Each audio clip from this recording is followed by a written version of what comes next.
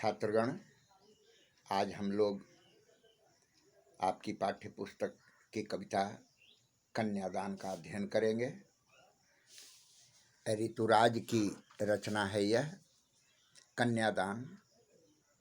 हम सभी जानते हैं और जैसा शीर्षक से ही स्पष्ट है कि यह रचना विवाह के समय जब कन्या को दान किया जाता है तो उसी से संबंधित है।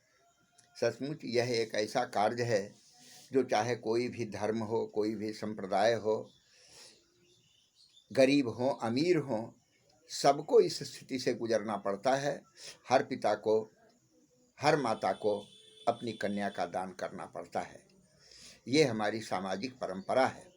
उसी सामाजिक परंपरा की प्रासंगिकता को ऋतुराज ने प्रस्तुत कविता में दिखाने का प्रयत्न किया है। साथ साथ यह भी कि एक सुधी माँ अपनी पुत्री को ससुराल जाते वक्त क्या शिक्षा देती है और उसे क्या सिखाती है, ससुराल में किस प्रकार का व्यवहार करने का उपदेश देती है, यही इस कविता का मूल विषय है, प्रतिपाद्य है। हम देखेंगे इस कविता को कि कितना प्रामाणिक था उसका दुख लड़की को दान में देते वक्त, जैसे वही उसकी अंतिम पूंजी हो। प्रामाणिक दुख कहा गया है, माता के दुख को प्रामाणिक कहा गया है। माँ जब कन्या को विदा करती है तो उसका दुख प्रामाणिक होता है। आप देखते होंगे माँ, पिता, स्वजन, परिजन, भाई सभी लगातार रोते रहते हैं जब बेटी की विदाई होती है और हर का हृदय करुणा से द्रवित हो जाता है। तो क्या वह सत्य है या असत्य है? लिखने वाले ने तो यह भी लिख दिया कि भीग रहा मीठी उमंग से दिल का कोना कोना, भीतर भीतर हंसी देख लो बाहर बाहर रोना। मगर यह यथार्थ नहीं है। यथार्थ यह है कि कन्या को विदा करते समय हर माँ को और परिवार को कष्ट होता है। इसीलिए दुख को प्रामाणिक कहा गया है। दुख को प्रामाणिक कहने का तात्पर्य यही है कि उसका दुख सत्य है, प्रमाणित है पूरी तरह से, उसे किसी भी प्रकार से नकारा नहीं जा सकता। कितना प्रामाणिक था उसका दुख। किसका दुख? माँ का दुख। यहाँ माँ से ही संबोधन है, चूंकि माँ ही शिक्षा दे रही है। लड़की को दान में देते वक्त जैसे वही उसकी अंतिम पूंजी हो। लड़की को दान में देते वक्त जो दुख होता है कन्या की माता को, उसी को प्रामाणिक कवि कह रहे हैं। लड़की को दान में देते वक्त जैसे वही उसकी अंतिम पूंजी हो। एक प्रश्न उठता है कि उसे अंतिम पूंजी क्यों कहा जा रहा है? इसका उत्तर है कि चूंकि बेटी को विदा कर देने के बाद माँ के पास शेष कुछ नहीं बचता, अर्थात उसके दुख सुख को बांटने वाली, उसकी भावनाओं को समझने वाली उसकी कन्या ही होती है, उसकी बेटी ही होती है। और जब वह चली जाती है तो फिर इसके पास और क्या बच जाता है? इसीलिए कहा गया है कि अंतिम पूंजी थी वह, उसके पास फिर कुछ नहीं बचता है। वह चाहती है कि कन्या को अपना सब कुछ दे दे और इसीलिए अंतिम पूंजी के रूप में कन्या देती है। दहेज वगैरह जितना भी देना होता है, दान दहेज इसकी तैयारी करती है, सब कुछ दे देती है और अंत में वह कन्यादान करती है, बेटी भी दे देती है। इसीलिए इसको कहा गया है अंतिम पूंजी। बेटी उसकी अंतिम पूंजी है, क्योंकि उसके बाद उसके सुख दुख को बांटने वाला फिर कोई नहीं है। माँ का बेटी के साथ ऐसा, कन्या के साथ ऐसा लगाव होता है कि वही उसके सारे सुख दुख को समझती है, एक दूसरे को बांटती है। बेटी का दुख वह पिता से अपनी बात नहीं कहेगी, या यह भी अपने पति से वह बात नहीं कहेगी, लेकिन माँ बेटी एक दूसरे को अपना दुख कहेगी। लड़की अभी सयानी नहीं थी। सयानी होने का मतलब हुआ जवान होना, प्रौढ़ हो जाना, समझदार हो जाना। सयाना का अर्थ होता है समझदार। लड़की अभी सयानी नहीं थी, अभी इतनी भोली सरल थी कि उसे सुख का आभास तो होता था लेकिन दुख बांटना नहीं आता था। पाठिका थी वह धुंधले प्रकाश की, कुछ तुकों और कुछ लयबद्ध पंक्तियों की। लड़की सयानी नहीं थी, समझदार नहीं थी, अभी इतनी बड़ी नहीं हुई थी कि उसको समझदार कहा जाए, वह प्रौढ़ नहीं हुई थी, अभी इतनी भोली सरल थी, वह बिल्कुल भोली थी, सरल थी। यानी उसको पता नहीं था, दिन दुनिया का कुछ पता नहीं था कि उसे सुख का आभास तो होता था। सुख क्या है इसका पता उसको चलता था, लेकिन दुख बांचना नहीं आता था।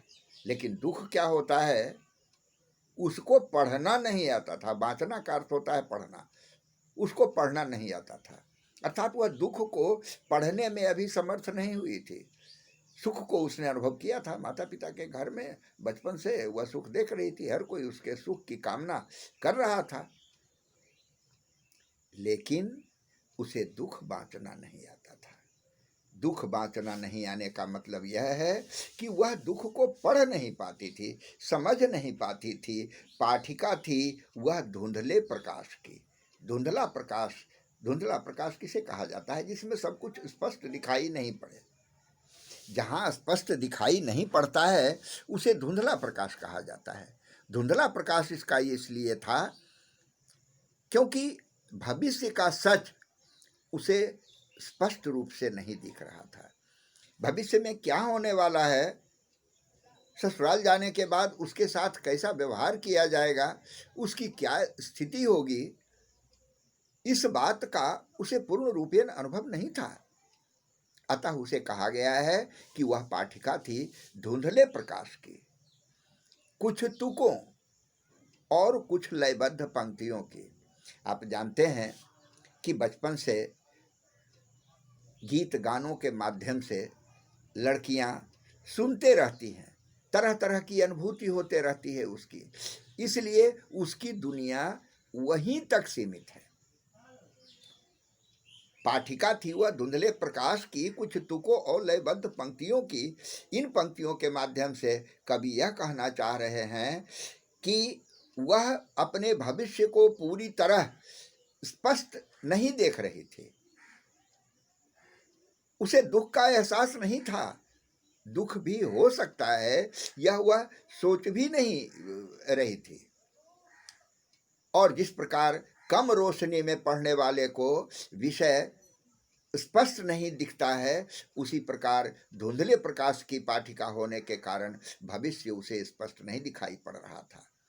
कुछ तुकों और लयबद्ध पंक्तियों की, अर्थात जो पुरानी परंपराओं को जो उसने सुना था, जो सीखा था, और साथ साथ वह जो यह चलचित्र वगैरह के माध्यम से जो उसने विवाह की कल्पना की थी, उसके मन में केवल वही था। जो यथार्थ है उस यथार्थ का बोध उसे नहीं हो रहा था। इसीलिए कहा गया है कि वह पाठिका थी वह कुछ लय धुंधले प्रकाश की, कुछ तुकबंदियों की, लयबद्ध पंक्तियों की। अब माँ की शिक्षाएं, ये तो उसकी स्थिति हुई, कन्या भी सयानी नहीं थी, उसे दुख बांचना नहीं आता।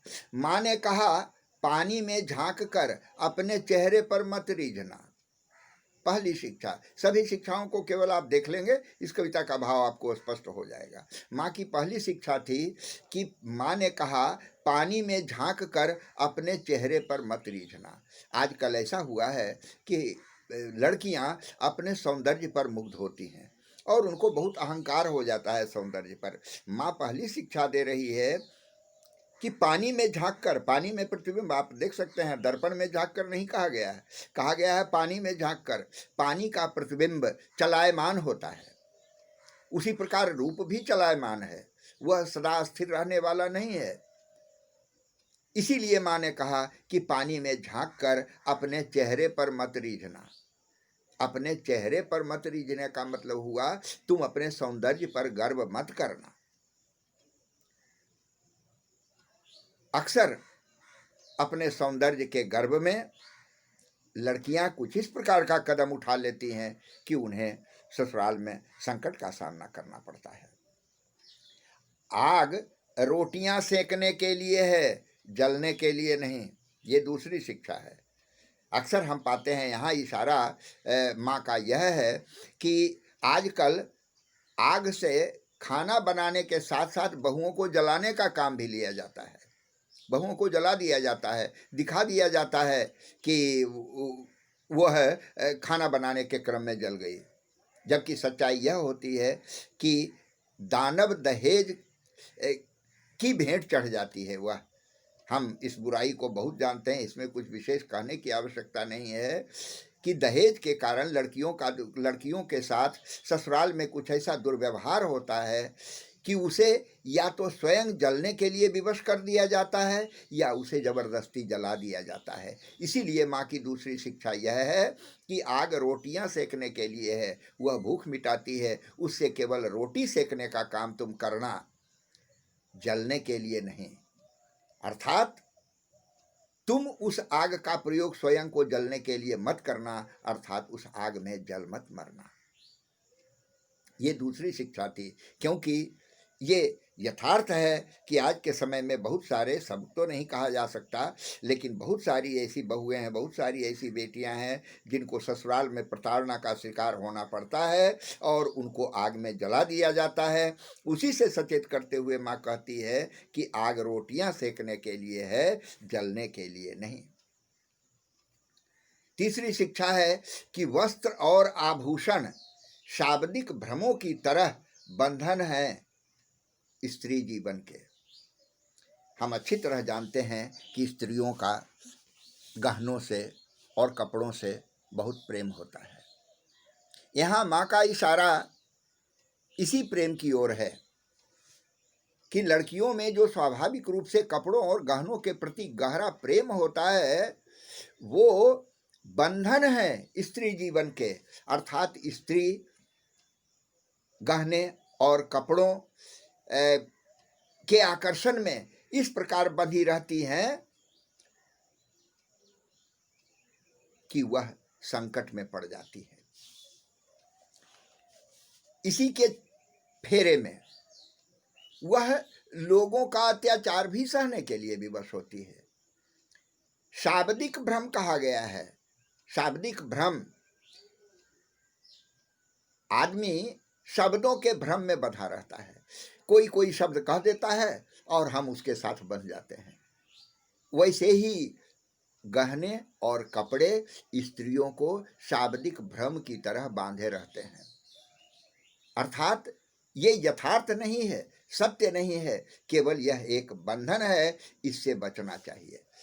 लड़कियों को तीसरी शिक्षा यही दी गई है कि वस्त्र और आभूषण के प्रति तुम्हारा इतना आकर्षण नहीं हो कि वह शाब्दिक भ्रम की तरह तुम्हारा बंधन बन जाए, तुम उनमें बंध जाओ। ये तीसरी शिक्षा है। और चौथी और अंतिम शिक्षा जो सबसे महत्वपूर्ण है कि माँ ने कहा, लड़की होना पर लड़की जैसा दिखाई मत देना।